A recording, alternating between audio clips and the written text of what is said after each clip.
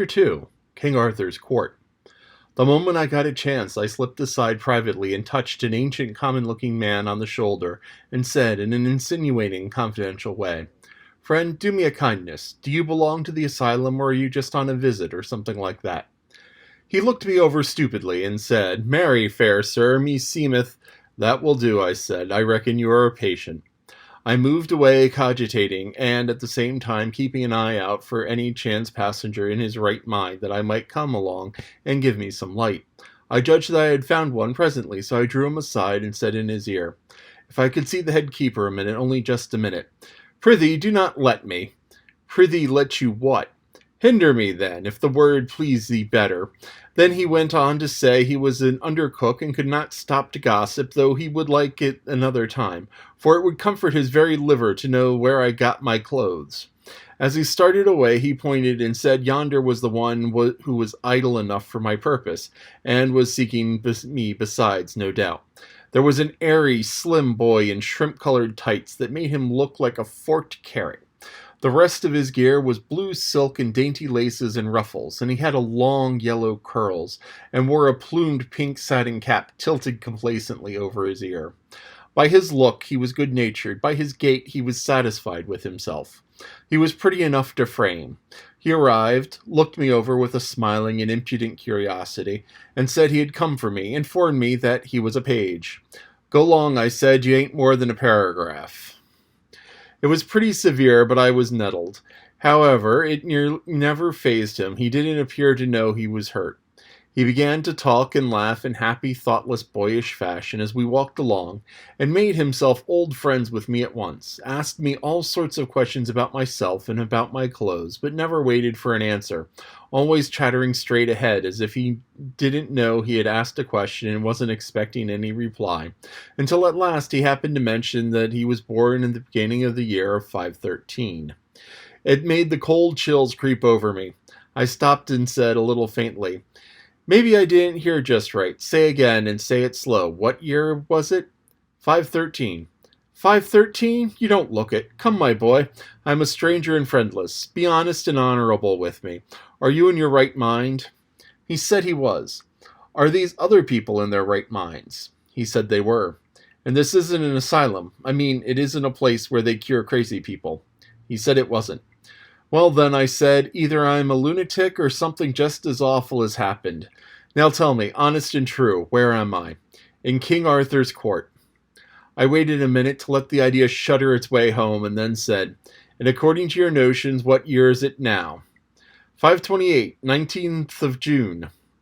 I felt a mournful sinking in my heart and muttered, "I shall never see my friends again, never, never again. They will not be born for more than 1,300 years yet." I seemed to believe the boy, and I didn't know why. Something in me seemed to believe him.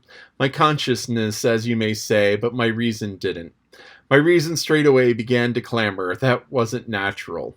I didn't know how to go about satisfying it, because I knew that the testimony of men wouldn't serve. My reason would say that they were lunatics and throw out their evidence. But all of a sudden I stumbled on the very thing, just by luck.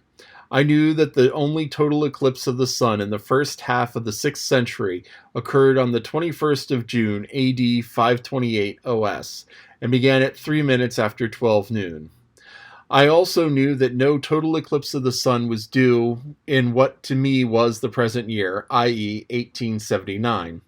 So, if I could keep my anxiety and curiosity from eating the heart out of me for 48 hours, I should then find out for certain whether this boy was telling me the truth or not. Wherefore, being a practical Connecticut man, I now shove this whole problem clear out of my mind till its appointed day and hour shall come, in order that I might turn all my attention to the circumstances of the present moment, and be alert and ready to make the most out of them that they could be made. One thing at a time is my motto, and just play that thing for all it is worth, even if it's only 2 pair and a jack. I made up my mind of 2 things. If it was still the 19th century and I was among lunatics and couldn't get away, I would presently boss that asylum or know the reason why, and if, on the other hand, it really was the 6th century all right, and I didn't want any softer thing, I would boss the whole country inside of 3 months. for I judged I would have the start of the best educated man in the kingdom by a matter of 1300 years and upward. I'm not a man to waste time after my mind's made up and there's work on hand, so I said to the page, "Now, Clarence, my boy, if that happens to be your name, I'll get you to post me up a little if you don't mind. What's the name of that apparition that brought me here?" "My master and thine? That is the good knight and great lord Sir Kay the Seneschal, foster brother to our liege the king." "Very good. Go on, tell me everything." He made a long story of it, but the part that had immediate interest for me was this. He said I was Sir Kay's prisoner, and that in the due course of custom I would be flung into a dungeon and left there on scant commons until my friends ransomed me, unless I chanced to rot first. I saw that the last chance had the best show, but I didn't waste any bother about that. Time was too precious. The page said further that dinner was about ended in the great hall by this time, and that as soon as the sociability and heavy drinking should begin, Sir Kay would have me in and exhibit me before King Arthur and his illustrious knights seated at the round table, and would brag about his exploit in capturing me, and would probably exaggerate the facts a little. But it wouldn't be good form for me to correct him, and not over safe either. And when I was done being exhibited, then ho for the dungeon, but he, Clarence, would find a way to come and see me every now and then, and cheer me up, and help me get word to my friends. Get word to my friends! I thanked him. I couldn't do less, and about the time the lackey came to say I was wanted. So Clarence led me in, and took me off to one side and sat down by me. Well, it was a curious kind of spectacle, and interesting. It was an immense place, and rather naked, yes, and full of loud contrasts. It was very, very lofty, so lofty that the banners depending from the arched beams and girders away up there floated in a sort of twilight, that there was a stone-railed gallery on each end, high up, with musicians in one end and women clothed in stunning colors in the other. The floor was of big stone flags laid in black and white squares, rather battered by age and use and needing repair. Ornament, there wasn't any, strictly speaking, though on the walls hung some huge tapestries that were probably taxed as works of art. Battle pieces they were, with horses shaped like those which children cut out of paper, or to create in gingerbread, with men on them in scale armor whose scales are represented by round holes, so that the man's coat looks as if it had been done with a biscuit punch. There was a fireplace big enough to camp in. Its projecting sides and hood of carved and pillared stonework had the look of a cathedral door. Along the walls stood men-at-arms in breastplate and morion, with halberds for their only weapon, rigid as statues, and that is what they looked like. In the middle of this groined and vaulted public square was an oaken table which they called the Table Round. It was as large as a circus ring, and around it sat a great company of men dressed in such various and splendid colors that it hurt one's eyes to look at them. They wore their plumed hats right along, except that whenever one addressed himself directly to the king, he lifted his hat a trifle, just as he was beginning his remark. Mainly they were drinking, from entire ox horns, but a few were still munching bread or gnawing beef bones. There was about an average of 2 dogs to 1 man, and these sat in expectant attitudes till a spent bone was flung to them.